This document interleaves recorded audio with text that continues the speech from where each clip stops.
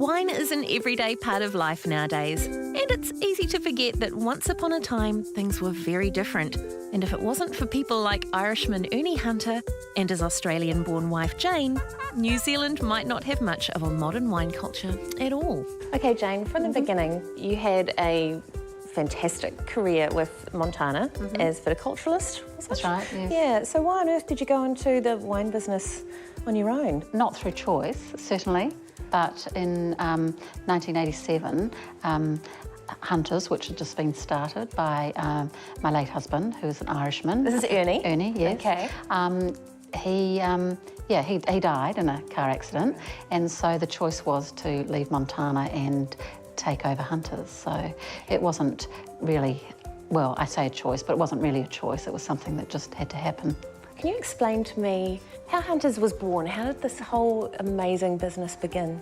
Purely, I always say it was Irish luck, really. The vineyard had been planted in '79, and Right. Irish luck kind of came into play. 7 acres of the vineyard had been planted to Sauvignon Blanc, which was just that new variety that no one really had heard about. So it was all Mullaturgau, that wonderful variety that we don't hear anything about anymore. It was in 1986 that Ernie took his Sauvignon Blanc to London and walked away with the hugely prestigious Wine of the Show award, up against wines from France, Germany and Italy. He really put Hunters and New Zealand Sauvignon Blanc on the map. Since then, Hunters have amassed over 160 gold medals, more than 25 trophies and countless international awards, with Jane at the head of this fantastic team, including winemaker Gary Duke and viticulturalist Brian Vickery, and the next generation.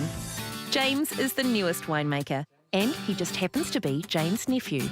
Looks like you're getting ready to label. Yeah, so we're just going to label a little bit of Pinot Noir for the domestic market. But I hear you're a bit of a jack of all trades around here at Hunters. I'm not too bad with the coffee machine. Okay. I guess I can drive a tractor. I spent quite a bit of time out in the vineyard when I was young. Because your dad, Pete's the general manager, right? That's right. So does he constantly kind of come down and check on you? No, he's not the one checking on me, it's my auntie Jane.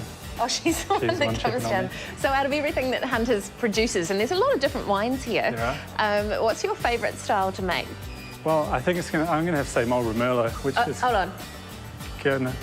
Marlborough Merlot? Yeah, that's right. We've got about 1 hectare down the end of our vineyard here on Rapara Road. Because, you know, people say, you know, Merlot, that's North Island territory, you know. People would and probably should say that, but I've done a lot of work in Bordeaux on the right bank, so I love Merlot, and all I want to do is make a really good one to take back to my mates over there.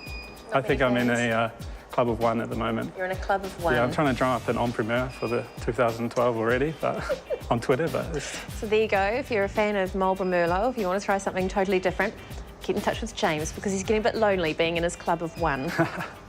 Bless. So now it's time to meet James's boss, Gary Duke. He's been the winemaker here since 1991 and has seen a lot of changes. But there's one thing that's just as great today as it was back then. So this is a 2011 Savvy.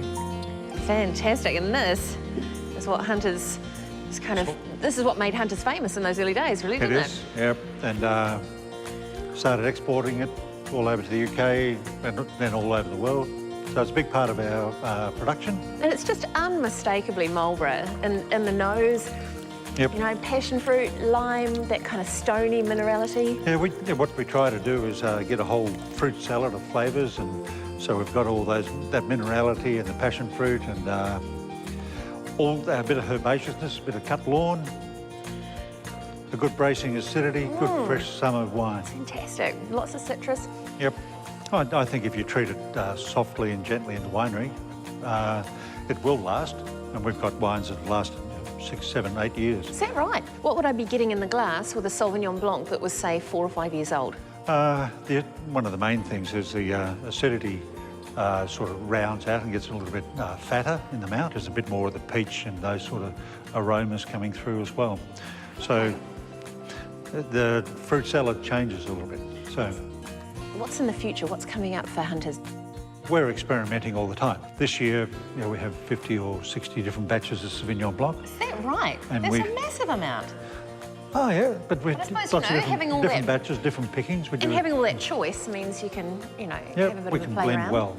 And so we can do a lot of experimenting as well. No, it's not an easy job. It's a bit of a stressful job, especially with the weather sometimes. So if it's going to rain when you go to pick, that's quite stressful. And then you worry about it right up until the last bottle sold. Tell you what, I'm really enjoying it. Yep. Cheers. Thank Job you. well done. Okay. Ta. There is such a great family feeling here. Hunter's cellar door manager Helen has been the friendly face greeting visitors for 16 years. And when it comes to wine, she's a font of knowledge. Her talented husband Clary is the winery's resident artist, and the only one I know of. His paintings are so vibrant you can almost taste the vineyards. Everyone here at Hunter's always seems super busy, especially Jane.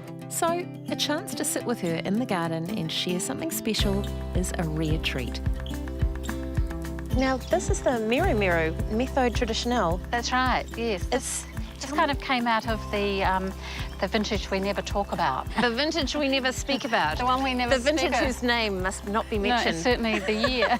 And so we brought a lot of fruit in early for sparkling wine base because we had been making sparkling wine since 1987. That long? Yeah. Wow. Yeah, and so very just small amounts. This particular non-vintage is only on lees for 18 months and is a much more fruitier style because we felt that in the UK, especially when they thought of Marlborough wines, they thought of them as being intensely fruity Yeah, anyway. really fruity, really intense Yeah. right up front. And it's got a lovely feed, you know, it just kind of in the mouth, it's just a lovely mouthfeel and it's long lasting, you know, lovely, elegant wine. What does Miru Miru mean? Where does the name come from? It's bubbles.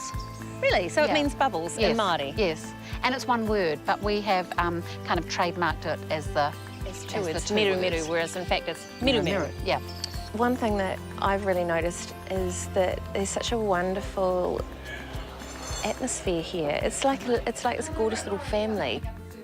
Whilst we mightn't have the flashest winery, we've tried to encapsulate things that we like, which is the garden and all the birds and, you know, a few cats. Yeah, it just you know, feels it's natural. It just feels like nice a home. Yeah. And they're a great bunch of people that are here, you know, and if they weren't all here, I wouldn't be able to get away like I do and relax occasionally. Well, you are, I guess, one of the most highly awarded women in wine, not just in New Zealand, but certainly in the world, I imagine now. You've received a Woman in Wine award from the UK. You've got a Trade and Enterprise award. And you're just kind of honoured. I think getting a world-class New Zealander award for an Australian's a pretty good achievement. Getting a world-class New Zealander award from an Australian Very good, deserves a celebratory definitely drink. deserves a celebratory drink.